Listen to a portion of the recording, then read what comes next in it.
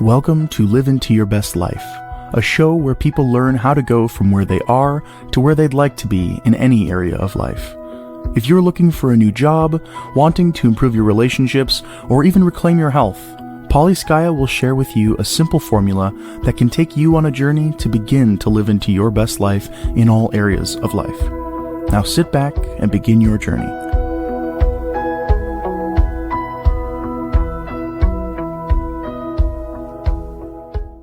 Hello, and welcome to Live Into Your Best Life. I'm Skaya, your show's host, and today I'm here with Kate Wade. So Kate is the founder of Get Her Hired, an executive resume writing service for people who don't have time to fool with do-it-yourself. Kate is on a mission to get 10,000 women and cool men and thems into the executive positions in which they belong. As a former executive in a Fortune 200 company, she witnessed firsthand the subtle and not so subtle ways good people were held back, undervalued, and overlooked. So we're going to connect with Kate and her scroll-stopping resumes. I'm a big frickin' deal LinkedIn profile, baller job search strategies. Kate is an extraordinary recruiter, coach, strategist. I'm just going to tell y'all, I actually met her through a networking event. Katie introduced us. She's adorable as well. And I was like, wait, 2 Kate names in one night. I've never had that before. So there must be something special here. And there was. So I had a really great conversation with Kate to learn more about what she does. And I hired her because I love how she thinks, how she works. Like me, she thinks outside the box. And Kate, I don't think I've shared this with you, but my model is really simple. You need to know where you're at, you need to know where you want to be, and you need to be honest with yourself so you can create a plan to get there. And that's one of the reasons that I absolutely loved working with you, is because you have this no-nonsense approach. And when we were talking, it was like, get her hired. Oh, but you work with like half of your audience is men, but they got to be cool men. They can't be intimidated by those strong. So I love everything that you stand for. And so anyways, welcome to the show and thank you for making time. Oh, Polly, I am delighted to be here. It was a pleasure meeting you. And I just love how great networks of people connect like-minded people together, which I think probably everyone listening can relate to, because this is just how life works beautifully, is when we meet other people through people we already love and trust. And that's definitely a way I enjoy living my life and doing my work. Yes. And that shines through, whether it's in your LinkedIn posts or just in conversation with you, seeing you work. You were in Germany on quote unquote vacation, and yet you were still working on my behalf. So that it just shows your commitment to the people that you work with. I read on LinkedIn and loved your story. So I'm going to say loved because I love how you've held the roles that people want. You understand, you've been that confidant. I got to learn more about the watermelon field. And then you became unemployed in 2018, and this resume writing thing fell into your lap. And so take us on your journey a little bit. Share with the listeners. Yeah. So, like a lot of good leaders out there, I attracted great colleagues into the work I was doing, and whether I worked with them directly or not, people came to trust and know me for my ability to help them see what they needed to see, take the actions they needed to take to reach the goals that they wanted to achieve. And in my role, while I didn't necessarily have a lot of people leadership, I had a lot of people coming to me for leadership direction. I was one of the only women on an executive team. I was often in places where I was at the core of really important conversations and had the ability to help direct thinking and strategy around decisions that were going to impact thousands of people, billions of dollars. Yeah, and I think a lot of leaders can relate that when we make ourselves into a position where we can be trusted, where we can be vulnerable, where we can be honest and transparent, it attracts a lot of great people to us. And that's really what I had in astonishing young talent and wonderful people from around the world in our company coming to me for that advice. And like I say in my story, it just continued after I left. So once my role was eliminated, it wasn't my choice. And I don't know, I bet a lot of your audience can relate. Like, it's so painful when a role you love is eliminated. It is just, it's crushing personally. And it took me a while to deal with it. And while it may seem like then the resume writing landed in my lap, it's actually the work of 5 or 6 or 10 years. So, what everyone sees is the overnight success, but the true matter of it is the daily work that we put into being a good leader, to being a good consultant, to being a good partner, and colleague who's there to and available to help others. Yeah, when I left the organization, people followed me, and then this gradually turned into full time work. Yeah. That's cool. And I think that's important is that when people move along the journey, right? Unexpected circumstances happen. And number one, I want to call out that pain that we go through, we need to process that. We need to allow ourselves to go through that grieving process. I talk with people about every time there's a change in our lives, regardless of whether we decide we want to take that action or not, there's a grieving process that has to happen. And so I think it's really important that folks honor that. And then also, I love how you talked about that you were an overnight success that took 5 to 10 years, right? Because it takes a while. And that important piece is that consistency, that every day working on refining and honing your craft and getting clear on what do you want to do and what do you want to focus. So share with the listeners, when were some opportunities that you got to pivot? When were some times where you were going in a direction and all of a sudden you're like, oh, wait, yeah, that's not what I want? Polly, that's a great question. I love pivot questions because I've been a pivoter quite a bit. I didn't even mean to be a corporate person. That kind of just came into my life as well. And so in my background, I founded and ran a nonprofit that's a very successful business now still. I have worked in academia teaching at University of Illinois. I have worked in hot dog stands. I have done work lots of different areas. It wasn't a clear straight line for me. And it's interesting, I'll talk to people who apologize for not having a straight line in their career. And I really find it makes them so much more interesting, Mhm. valuable, and useful to an organization when they're looking for that new role. Because yeah, there are going to be organizations out there that just want to see a straight line, and if you want to work at that kind of organization, great, you know exactly what you're getting into there. If you want a little more challenge and fun, get hired by a place that embraces the diversity of your background. And so for me in my journey over time, there were a lot of ups and downs. And I share this with great love and great, what do I want to say, serenity and in real importance. I'm a recovered alcoholic. Mm. And for me in my career, I had to come to terms with what was going on in me.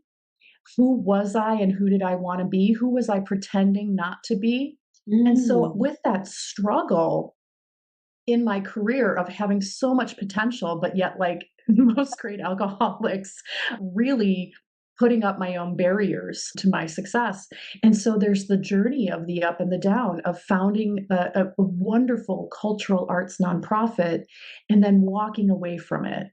And then finding a part time job through a friend of mine that then developed into this executive position that I never intended. And so I would say with the pivots, for me, I got really intentional really intentional about my last pivot, and I'll tell you about that in a moment. But for me, I was really blessed and fortunate to have some of the privilege I've had to have resources and people in my network to help direct me. But with my last pivot, I got really intentional and I thought, okay, I'm getting laid off. What do I want to do? Mhm. And I started volunteering in places and organizations I wanted to work in and started trying out the things I wanted to do before going into it full time. Nice, nice. That's fantastic. And I think that's a really cool way to look at try things out, right? If you find yourself in an opportunity where you have some flexibility or where you need to fill a void. And I love how you talk about the diversity in background. I started as a welder and then I was a Get bartender. out of here. And there's that. Yeah. But the beautiful thing, and this brings your point home, is the client that I'm at right now. When I first walked in, one of the guys actually, it was a one on one meeting. I was having a hard time getting anyone to listen to me.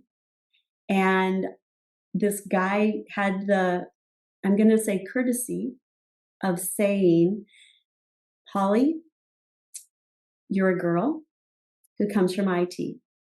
You don't know anything about what we do in manufacturing, let alone our type of manufacturing.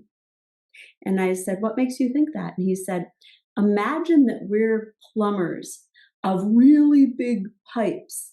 And we work with, and he started listing all of these types of people that it takes to put this product together. And I said, would it help you to know that I used to manufacture farm implements? I was a welder. And all of a sudden he paused. And the next meeting I was in was completely different because he had my back and he had gone behind the scenes and talked to everybody about, I did get it. But you talk about those biases. There are those hidden biases that people might have where we might hold ourselves back because of something, or Absolutely.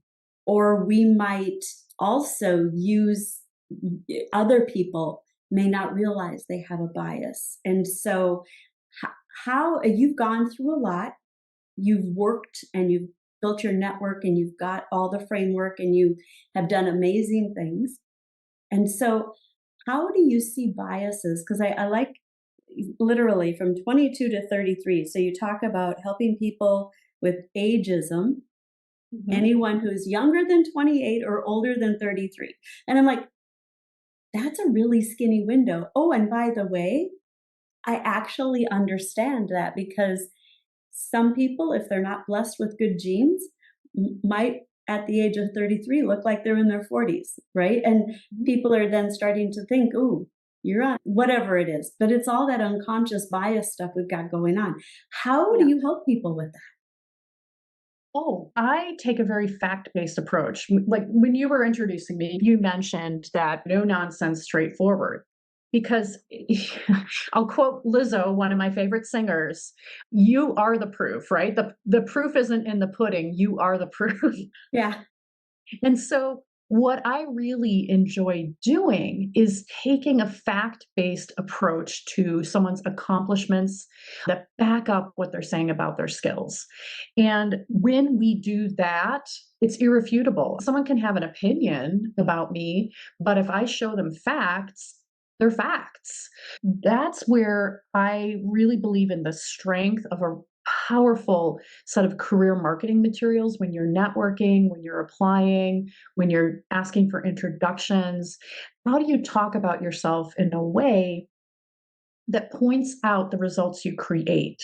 So I liken this to my brother, my sweet little baby brother just had his first baby with his wife. And I liken it to a meme where you say, tell me you're a father without telling me you're a father, right? And they're like, there's a guy changing baby's diaper, right? Because you don't have to tell someone you're a father. If you see a guy changing a baby's diaper, you're like, oh, that guy's a father, right? And so we make these logical assumptions based on what we see, right? And Mhm. so that's why in the resumes and in the materials I write, I don't want to just tell someone what you can do. We're going to show someone Yeah. how you do it. And then these unconscious biases, they're going to be there. We can't help it. We can't control it. What we can control on our end is sharing facts and data and impact. Nice. Yeah, I love that. And that was my experience working with you. I gave you my original resume, which I think was like 4 or 5 pages, which was boiled down from 7. So I was, Overachiever alert, overachiever. and the funny thing is, as a consultant, when you're looking at working with different consulting firms to market your skills, they want to know everything about you because there might be a string they can pull on from the past that will help open doors in the future. And so, having been a consultant for as long as I have, it's just that was important, quote unquote, important. And then I worked with another recruiter, resume writer, who was able to boil it down to 3 pages and had a very interesting twist on how to present the information. And then I'm like, and I don't know if you know this, but at the time that I met you, I was actually hosting a series of free classes for people looking to get jobs.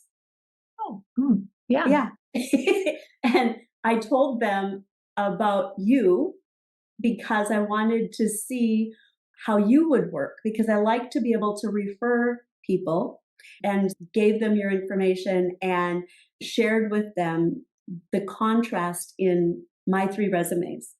And wow. yeah, and so it was just, so I used myself as an example to show them different styles. And I will say, the resume that you gave me, I had gone to a class that talked about you need to have this, you don't want this, all the things, right, to get through the bots and the scanners and to stand out. You don't want text boxes and colors and whatever. Anyways, and it's just changed so much. There's no longer that personal feel. When I was a recruiter, I literally opened an envelope and took out the cover letter and the resume.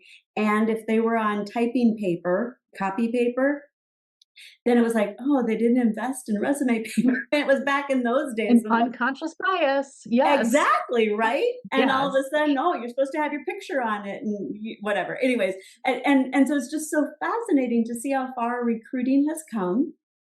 And to see the different styles, 2 very professional and highly recommended recruiters, very different styles. I'm going to say the resume you created for me made me feel good, made me feel confident, made me feel like, wow, I actually have done some pretty cool stuff. Now I know that, right? I know that, but how do I talk about it concisely?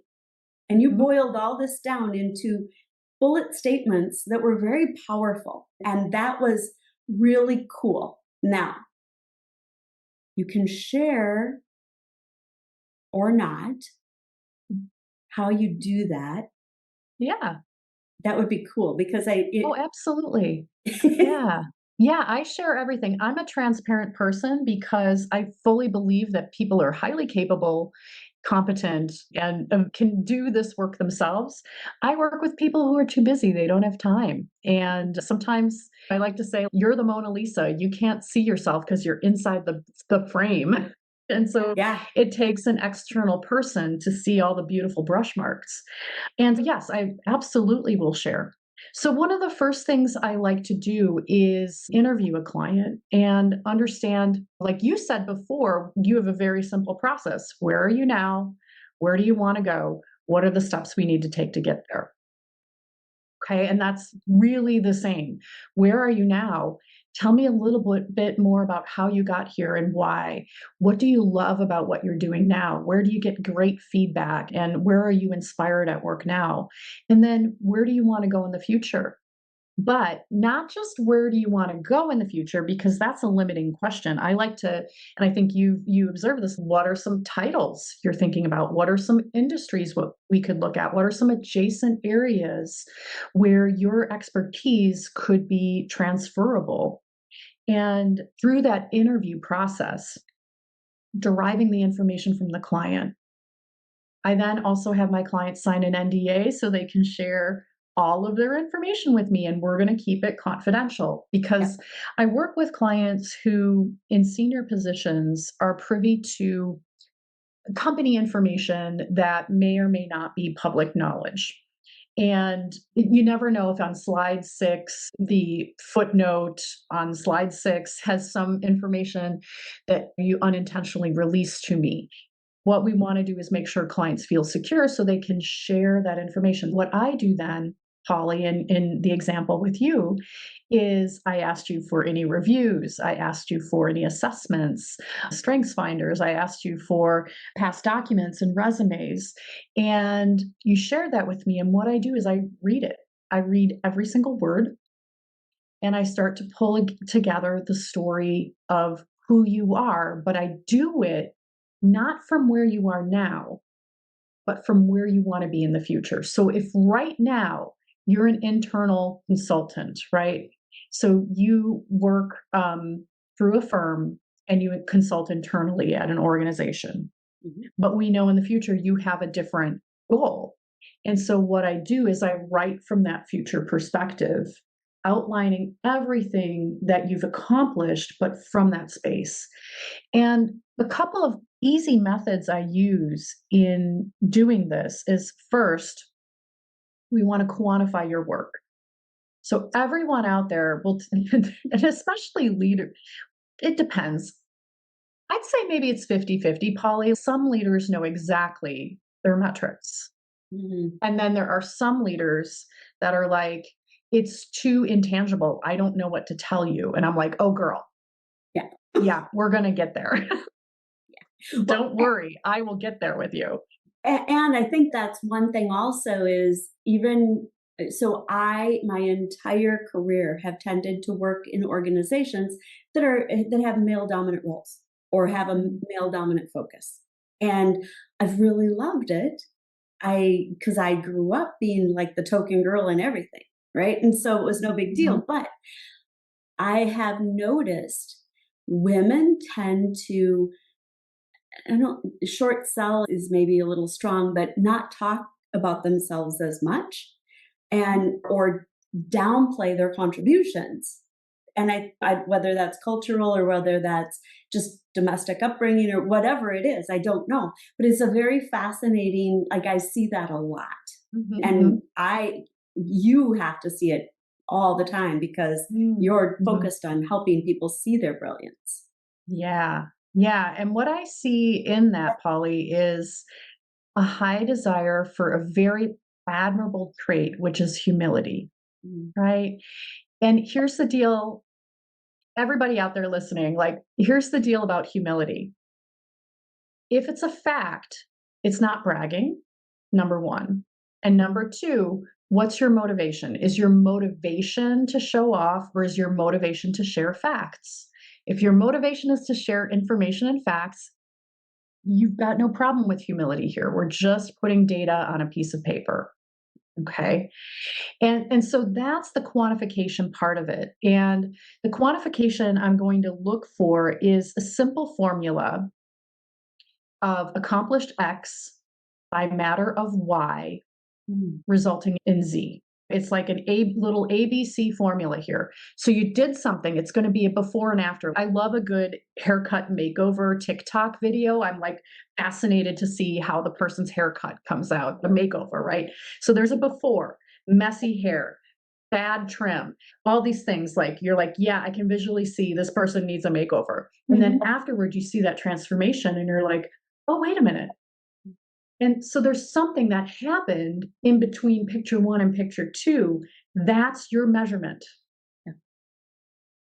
That's exactly your measurement, whether it's a program, it's a project, it's an initiative, it's a net promoter score, it's whatever it is between A and B, there was something that happened and that's your measurement, always. Yep. I'm going to use a simple little example. I don't know if anybody can relate to this, but I will because I just did it with a team the other day, trying to cut costs. And so what's an easy way? If you have 50 people in a meeting every week and the meeting's an hour, if you cut half of those people out because they don't really need to be there, and you shorten the meeting to a half an hour, Now you have a metric where you've given back 260 hours in a quarter, and Absolutely. you've given back $400,000 every quarter.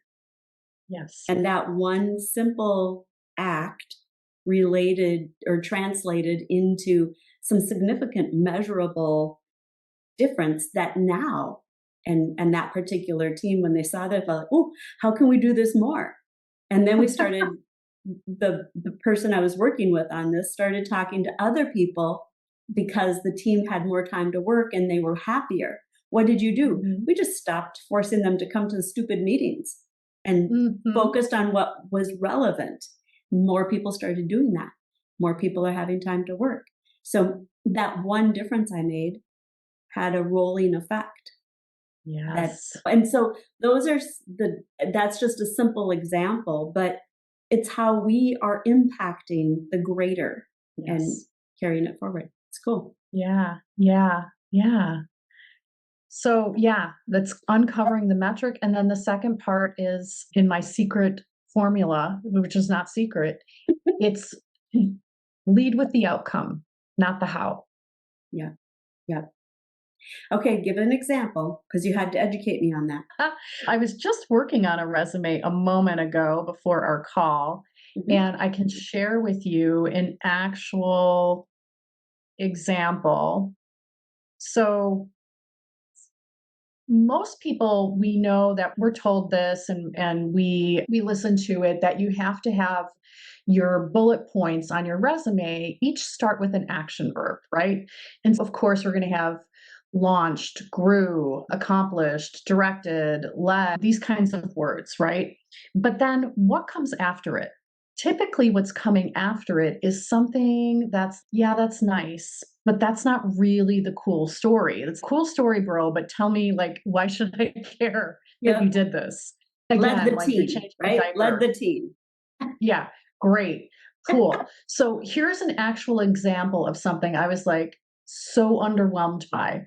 Hang on one second. Let me get up here. I'm so sorry. I'm scrolling back Nope, because I want to give you an actual example. that's And I perfect. was just working on it. So let's say we said, oh goodness, we're going to say empowered teams. Ah, here's a great one. Mm, Empowered teams through clear communication and inclusive leadership, resulting in a 20% increase in employee engagement scores. I'll give it to you again in another form.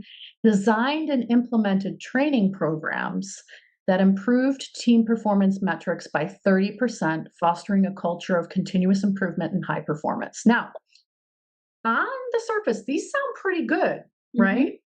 Yeah. Yeah. Guess what? They sound like 99.9% of everybody else's frickin' bullets. Okay. Yep. They're adequate, in my opinion.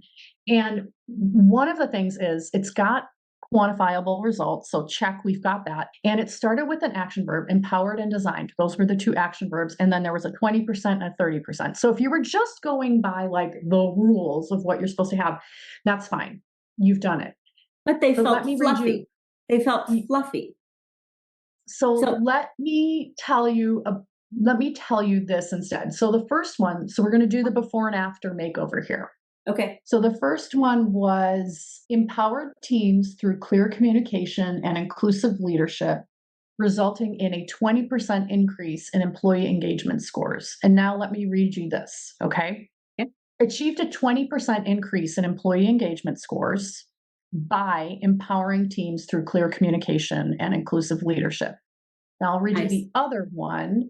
Where was the other one? Sorry, let me get back here. That's not it. The other one was designed and implemented training programs, improved team performance metrics by 30%, right? And now, listen to it now. Improved team performance metrics by 30% by designing and implemented targeted training programs, fostering a culture of continuous improvement and high performance. So, what I've done there is I'm leading with the outcome in that bullet point and then the how. And in journalism, you call this burying the lead. right? We don't want to bury the lead. We want the lead to be right there in front so that people actually read what we've written, right?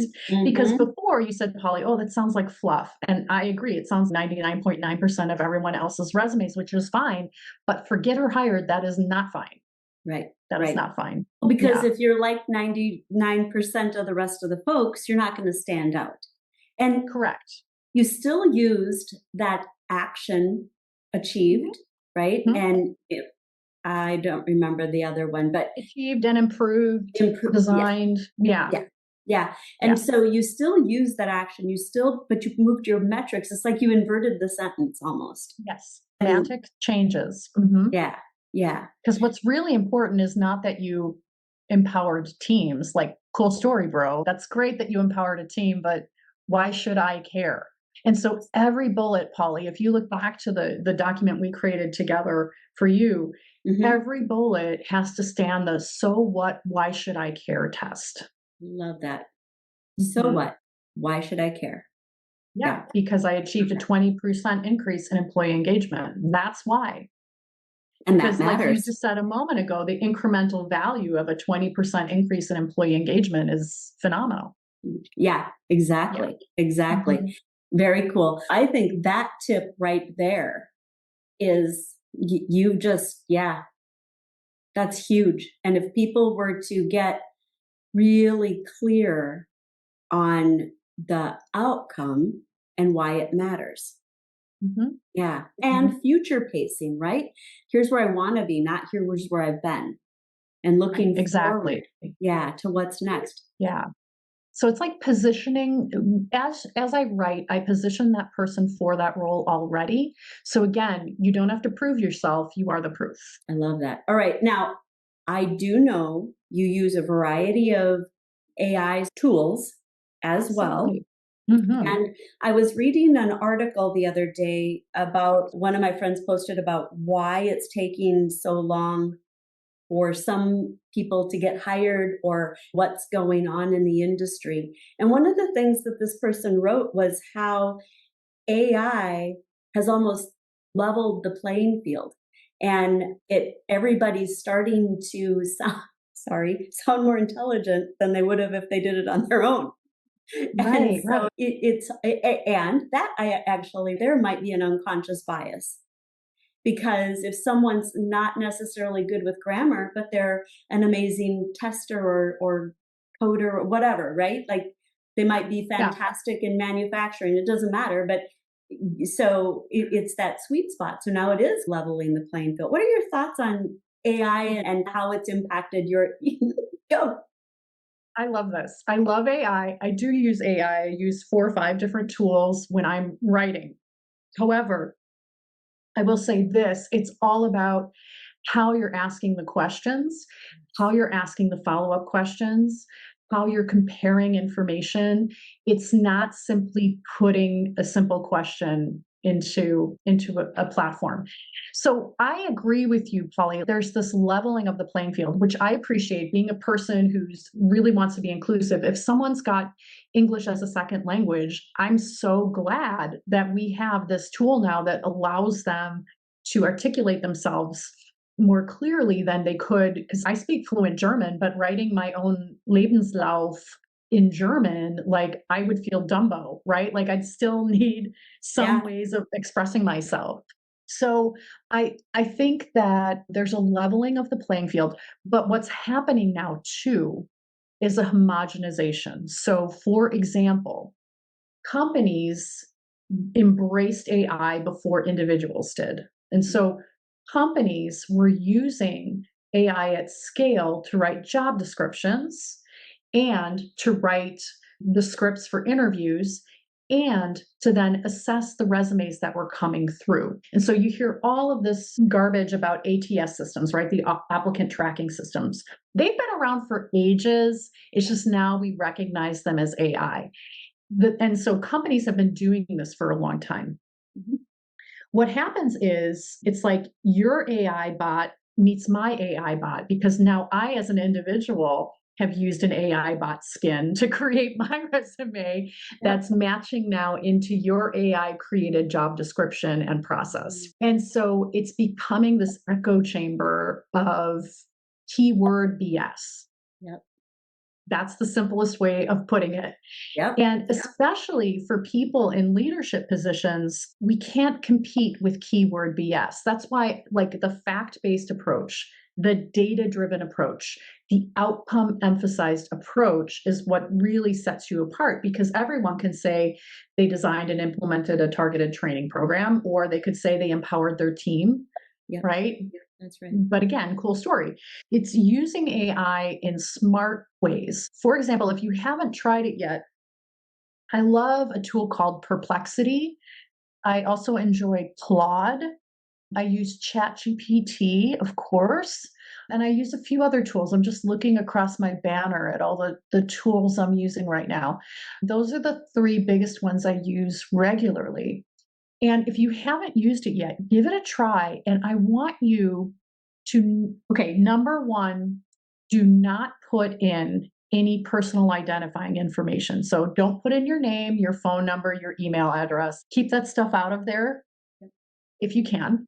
So that's why it says you can upload a resume, but don't upload your resume into a chatbot. We're just going to copy and paste the relevant information you want to have examined. And I would say ask it to provide you with 20 ideas for job titles that are equivalent to or above the role you currently hold. Okay, see what that inspires. I use it as an inspiration tool. That's really what helps me as I'm working through something. Inspire me to think about this from a different perspective. Nice. And really use it. Now, back to these ATS systems, because every job seeker out there, even at the C level, struggle and will even come to me and say, will this be ATS friendly? Here's the deal. I do not write ATS friendly materials.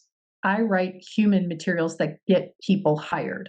Okay. If you want an ATS resume, there are like 50,000 platforms out there you can pay $100 to, and they'll create you a keyword based document.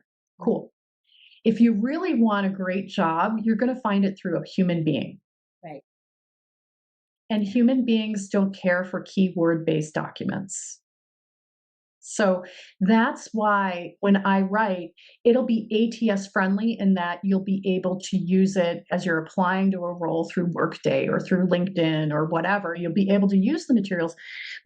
But the real point of the work is helping you get that material in front of a human being, because it really sets you apart.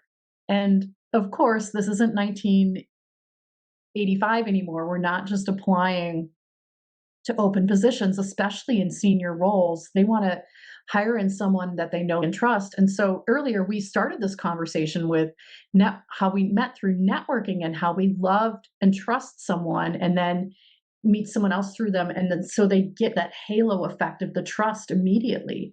And that's why these introductions are so important, why our second degree network is so critical when we're job searching.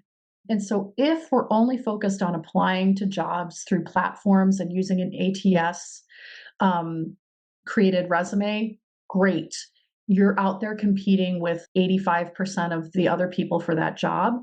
And if you really want that job, and at a senior position, you need trust in order to get that job, you need to work on a human resume that really shows your impact and that inspires people to read it. I love it. I love it. So I feel like we've provided a little resume trainer here today. Yeah, Thank you. That's pretty cool. That's pretty cool. And thank you for your transparency and on so many levels, because so let's do a recap. What are the nuggets that I'm going to give you the nuggets that I think are important and you fill in my gaps. How does that sound? Okay. Yeah, that sounds great. So we want to focus on the future. Where do we want to go? Not where we've been. And we're using our experiences to tell the story of why we are the most amazing person for that role. Because the proof is in me, not the pudding. I love that. And then I also really like pivoting and inverting the bullets so that you're focused on here was the outcome achieved by taking this action instead of, and you still start with an action word, but instead it's more about that achieved this outcome instead of implemented this thing that got that thing. So we're starting with here's what we delivered, the outcome was delivered through this means to solve this problem. Yep, exactly. Yeah. And then you mentioned 3 AI tools, Perplexity, Claude, and ChatGPT. Now, I've never heard of Claude. So how do I spell that? Claude. All right. That's what I thought. My legal name is very close to that. And I'm like, ooh, yeah. And I actually had an uncle Claude, and I'm like, but you never know these days. All right. So I'm going to put Perplexity, ChatGPT, and Claude links in the show notes so that people have those. And I love the idea of ask for 20 job ideas that are equal to or above where you're currently at in your career to give some ideas on what are next steps and how would you feel about doing those to open or actually blow the sides off the box, get out of the box. Yeah. What did I miss? I just want to take that example one step further if your audience has not tried one of the AI tools. So like you get these 20 titles and then you're like, oh, that's intriguing. So you take one of them and you say, hey, Claude, if I were to have this title, what are my most important transferable skills? And then see what it tells you. Okay. Nice. So just this is an example of how you really use these tools to describe yourself in ways you can't, because again, you're the Mona Lisa. There's another source here. And I will say this, if nothing else, Polly, regardless of what your resume looks like, regardless of how you may or may not think this is going to be easy. A lot of people talk about it being a tough job market. Okay, the data doesn't prove that right now. Actually, Q4, a lot of hiring, the economy, the jobs reports that came out for the US at the end of September, things are looking good. Okay, there's certain sectors where it's problematic when you look at Boeing. So aviation right now is a little tricky, but there's all sorts of hiring happening in a lot of different places. There are always people retiring. And here's what I just wish everyone, because I got like this email yesterday from someone applying for a CCO role, and he asked me, do you think I'm qualified? And I wrote back to this client and I said, you are 100% qualified for this role. And it's just a matter of scale. And why don't you take the approach that this is simple and easy? And why don't you surprise the sugar out of yourself once you take that approach, right? I love that.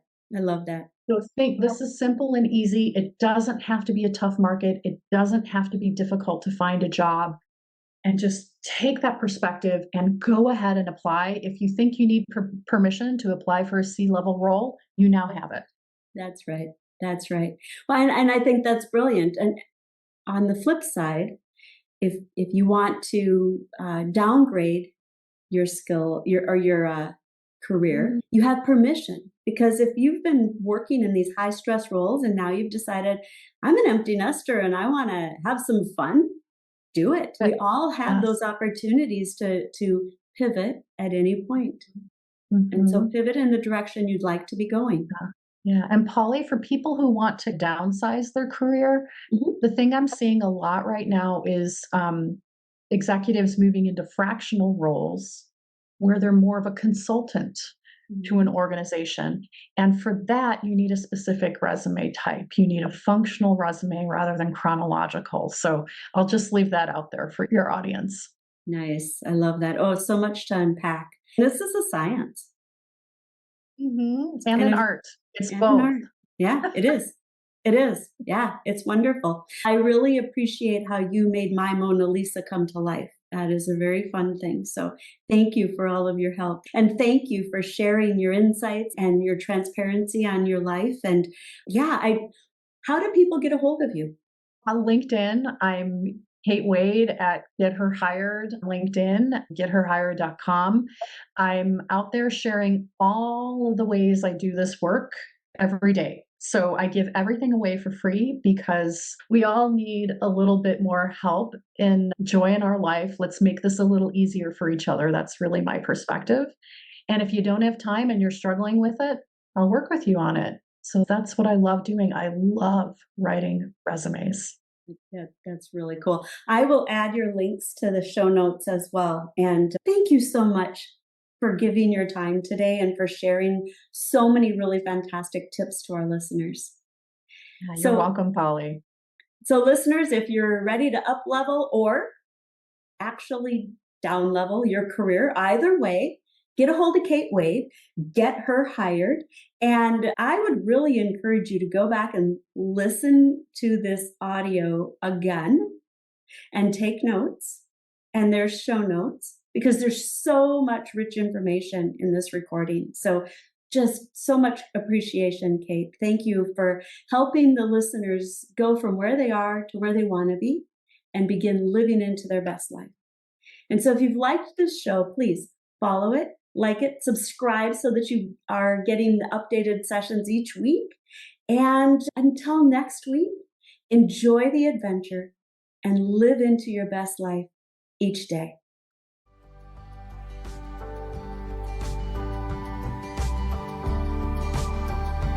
Thank you for listening to Polyskaya, your show host for Live Into Your Best Life. Check out the show notes and visit her at polyskaya.com to learn more and continue your journey. Until next week, enjoy the adventure.